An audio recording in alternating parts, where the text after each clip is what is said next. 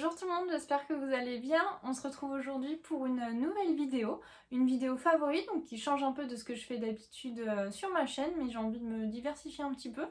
Alors pas me diversifier au niveau tricot, crochet, couture, ça restera, mais j'ai envie de faire un peu plus de vidéos.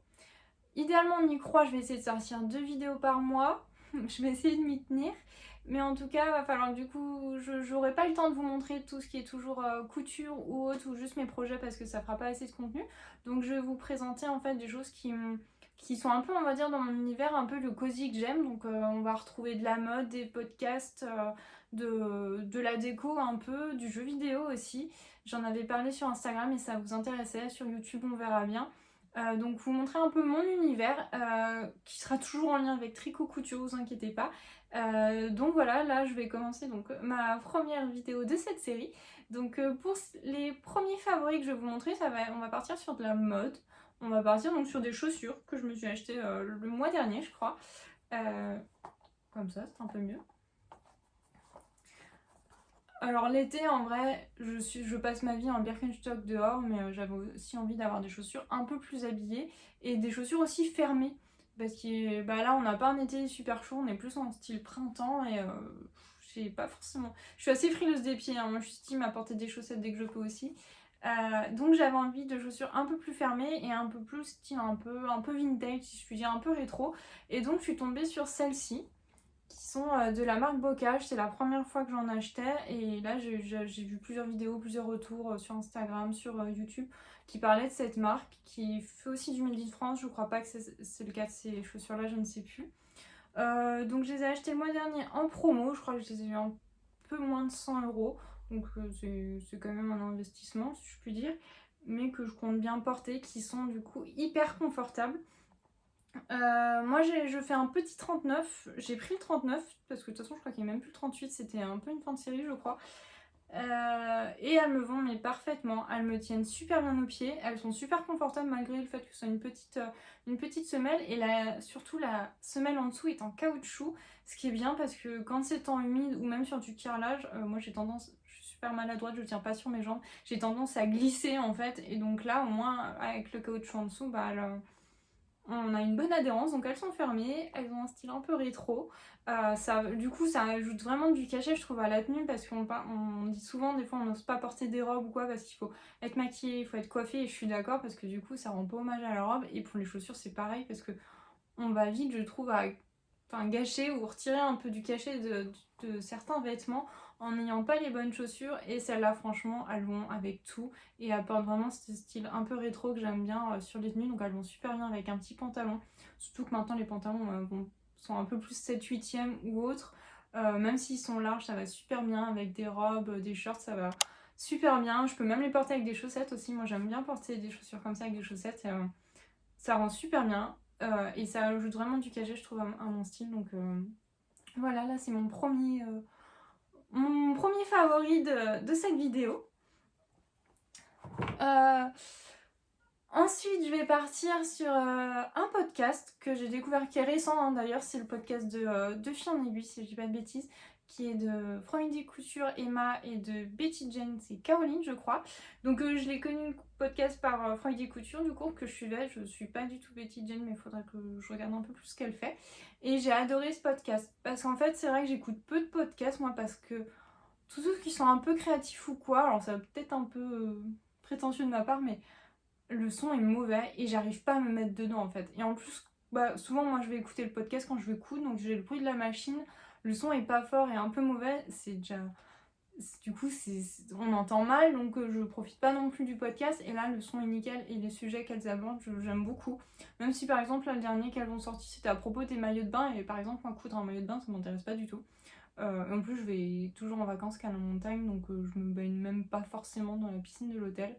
Mais c'est toujours intéressant parce qu'en plus elles ont deux points de vue complètement différents. Emma est plus team à coudre un vêtement le plus vite possible, qui est moins technique parce qu'elle a envie de le coudre vraiment que ça aille vite, mais quand même un minimum bien. Et Betty Jane est très technique, qui t'a pas fini ses vêtements, j'ai cru comprendre. Et bah moi je suis plus team Emma, mais j'aime bien quand même avoir du côté technique du coup comme Betty Jane dans Caroline dans mes coutures, donc un peu des deux, mais je suis plus team Emma parce que je me vois pas passer des heures sur un vêtement et ne pas le porter. Et là, ma garde-robe, j'achète très peu de vêtements. Franchement, cette année, j'en ai pas acheté tous les mois ou quoi, ce qui avant était le cas, je pense, et que maintenant je couds vraiment les vêtements que je peux et dont j'ai besoin, quoi. À part les, pardon, à part les jeans, je les couds mes vêtements en fait. Là, je vais me lancer en plus, je pense, dans les sous-vêtements, donc voilà. Moi, il faut aussi que ça aille un minimum vite, à part quand des fois j'achète un patron, je sais que ça va être technique, je sais que je vais prendre le temps, là, ok, mais sinon, en règle générale, je suis plutôt assez rapide quand je couds, donc j'aime bien avoir souvent je couds en une fois, j'aime bien avoir mon vêtement dans la journée. Donc en un après-midi, en une journée des fois, j'ai mon vêtement. C'est rare que je m'y mette en 2 fois pour coudre, 2 ou 3 pour coudre des vêtements, à part les, à part les vêtements d'atelier Bernie qui du coup sont très techniques et là ça me gêne pas parce que je sais que je m'embarque là-dedans. Mais sinon j'aime bien quand ça va assez vite, donc je trouve ça super intéressant comme podcast. Elles le disent que les gens trouvent le son est bon parce que franchement moi ça me bloque dans des podcasts quand le son est mauvais. C'est triste hein, parce que le podcast peut être très intéressant mais moi ça me bloque et là du coup c'est pas le cas, les sujets sont super intéressants. Ça me fait rire parce que du coup Caroline est belge et elle a exactement le même accent qu'une de mes amies belges les oui c'est des oui et ça me fait rire, du coup ça me fait penser à elle et enfin ouais, je trouve le podcast super intéressant. Si vous connaissez pas, allez-y. Donc c'est disponible je crois sur YouTube, elles ont chacune une partie tous les vendredis, ça sort tous les vendredis, elles ont chacune une partie sur YouTube, mais moi je l'écoute sur Spotify, du coup comme j'ai un compte payant, j'ai pas de pub, donc je préfère, hein, c'est plus agréable. Donc franchement, vraiment un gros coup de cœur pour ce podcast. Ensuite, on va partir sur du coup le jeu vidéo. Alors moi, j'en ai parlé sur Instagram mais pas sur YouTube. En fait, mon autre passion dans la vie que le do-it-yourself, la couture, le tricot et tout ça, c'est les jeux vidéo. Je joue depuis que je suis enfant. Je jouais beaucoup avec mon frère. Je le regardais beaucoup jouer. Pendant une période, je jouais beaucoup console portable et pendant une période, quand j'étais étudiante ou quoi, j'y ai moins joué. Et depuis que je me suis mis avec mon copain il y a 10 ans, je m'y suis mis parce qu'il est joueur aussi. Et là, c'est vraiment quand je couds pas ou que je tricote pas, je joue aux jeux vidéo en fait. C'est comme ça. Et je suis fan du coup des jeux, par exemple Assassin's Creed, mais je suis aussi une grande fan des jeux qui ont qualifie plus de cozy game. Donc ça peut peut-être plus vous parler si vous ne jouez pas parce que c'est vraiment accessible, on va dire, à des gens qui ne jouent pas aux jeux vidéo. Il n'y a pas de logique, on va dire, à comprendre comme ça peut être dans des jeux un peu moins accessibles. Donc le but des cozy games, en fait, c'est simple, hein, c'est de se détendre quand on joue et que ce soit pas trop prise de tête. Ça peut être des jeux un peu à énigme ou quoi, mais c'est pas une prise de tête, il n'y a pas forcément des combats. Des fois, ça peut être juste par exemple, on parle de comme Animal Crossing en fait. Animal Crossing, c'est typiquement un cozy game où vous faites votre petite vie tranquillou. Alors beaucoup, on parle de jeux de farming, les Sims aussi, on peut être un cozy game. Je joue aux Sims depuis 20 ans. Voilà, donc pour un peu situer, et là le jeu que je vais vous parler, c'est un peu en rapport quand même avec le tricot, puisque il s'appelle Bundle Tale, désolé pour mon accent, Bundle Tale, a League of Legends Story. Alors League of Legends, vous connaissez peut-être sous le nom de LOL du coup, c'est un jeu de stratégie en ligne, un jeu auquel je joue pas du tout parce que c'est pas le type de jeu que j'aime jouer, mais que je connais parce que je regarde tous les week-ends les championnats avec mon copain. Mais du coup c'est des champions qui s'affrontent et d'ailleurs Netflix a sorti une série à propos de certains champions il y a 2 ans je crois, qui s'appelle Arcane, qui est très bien d'ailleurs. Et ils sortent régulièrement en fait des jeux, mais là c'est le dernier, des jeux à propos des champions du jeu League of Legends. Et là c'est à propos des Yordle, donc ce sont des petites créatures. Et on retrouve aussi des champions de League of Legends dans ce jeu. Donc je vais vous lire plutôt le résumé du jeu parce que je suis incapable de résumer correctement. Donc c'est parti. Vous incarnez un Yordle timide qui vit à Maille, une île confortable mais isolée, obsédée par tout ce qui touche au tricot. Vos 101 ans d'apprentissage touchent à leur fin et vous voulez plus que découvrir ce qu'il y a au-delà des portails qui connectent le reste de Bundle. Donc Bundle, c'est le monde. Mais lorsque une fête à laquelle vous participez tourne à la catastrophe, les portails s'affrontent et le chaos est le plus complet. Avec votre imperturbabilité et votre maîtrise unique de la magie du tricot, sollicitez l'aide de nouveaux amis, réparez les portails et réunissez un nouveau Bundle. Donc vous l'aurez compris, c'est autour du tricot. Alors c'est trop rigolo du coup, donc maille, hein, comme la maille. Le monde où vous arrivez et où vous êtes débutant en tricot alors que vous avez 101 ans de pratique de tricot et donc vous réparez des choses avec le tricot, ce genre de choses. Et après donc vous voyagez dans différents mondes. C'est un jeu qui est à 24,99 je crois, mais il y en a pour son argent quand même parce que je crois que j'ai eu environ 30 heures de jeu. Alors c'est pas toujours évident, hein, c'est un peu des petites énigmes aussi à certains... Enfin, il n'y a pas tellement d'énigmes, mais c'est un peu de construction en fait, de craft dans le jeu. Toujours en rapport avec le tricot ou quoi, donc franchement c'est rigolo comme tout. Et les yordles, je sais pas vous dire, mais c'est genre des petites peluches. Je vous mettrai des images de toute façon du jeu. C'est vraiment un jeu auquel du coup j'ai adoré jouer, qui était rigolo, qui était pas tellement prise de tête. Enfin, il y avait un peu de réflexion à faire, donc si vous commencez, n'hésitez pas aussi à aller vous aider sur internet parce qu'il y en a qui disent pour bien commencer le jeu, vous pouvez essayer réfléchir de telle manière ou quoi. Moi je l'ai pas fait parce que par exemple j'ai l'habitude de jouer et puis j'aime bien aussi me casser un peu la tête, on va dire. Donc c'est vraiment, je trouvais ça trop rigolo. Du coup que ce soit un jeu autour du tricot et bon, on voit que c'est des personnes qui tricotent pas, qui ont fait le jeu, mais c'était quand même trop chou en fait, vraiment, vraiment chou. Et puis vous pouvez personnaliser un peu votre yordle avec des petits chapeaux, une jambe en tricot aussi, parce que notre personnage a priori est handicapé au niveau de la jambe, il a besoin d'une jambe pour mieux avancer, aller plus vite, ce genre de choses. Donc on vous tricote une jambe, enfin ce genre de choses, je trouve ça vraiment trop chou. Et je sais pas si je vous le vends bien parce que je suis vraiment nulle pour parler genre de séries, de films, donc de jeux vidéo. Mais là, c'est vraiment un coup de cœur que j'ai eu. Je vous dis, j'ai passé, je pense, plus de 30 heures de jeu dessus. C'était vraiment cool. J'ai vraiment passé un beau moment et l'univers est trop chou. C'est tout en pastel. C'est pas violent du tout, hein. Donc, et on retrouve aussi du coup des personnages comme Timo, Corki, Tristana du coup qui sont des, si vous jouez à League of Legends, qui sont des champions de League of Legends mais qu'on aide du coup et qui nous aident dans l'aventure, donc je trouve ça plutôt rigolo. Ensuite on va partir sur un peu de déco, on va dire de la vaisselle. J'ai trouvé ces tasses-là chez Carrefour. J'en avais vu passer, je crois que vous en trouvez. C'est des Duralex en fait, c'est la marque Duralex, donc les verres qu'on avait à l'école. Il n'y a pas de numéro. Si, il y a un numéro, je crois. Mais je sais pas si c'est toujours le même. Bref, c'est la marque qu'on a du coup de tasses de verre à la cantine à l'école. Donc, super bonne qualité. Hein. J'imagine que vous connaissez du Ralex. J'ai vraiment adoré son petit côté fumé. Trop chou. La taille est assez petite. Mais en fait, tous les soirs avec mon copain, généralement, on se fait une infusion. Donc, ce qu'on fait, c'est qu'on se fait pas une bouilloire, une théière d'infusion. Et du coup, on se verse en plusieurs tasses en fait pour le soir. Donc, c'est pas gênant si elle est petite. Et puis, des fois, on a envie d'un petit thé et pas forcément d'une grande tasse. Donc, vraiment, j'ai adoré du coup son côté un peu vintage. Alors, c'est sûr, idéalement, vous en trouvez, je pense, vous pouvez en chiner, mais bon, voilà. Elle est à 3 € je crois, la tasse. Donc, c'est pas excessif.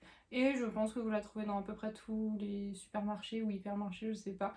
Donc voilà, moi j'aime beaucoup, ça ajoute à ma table un peu de charme.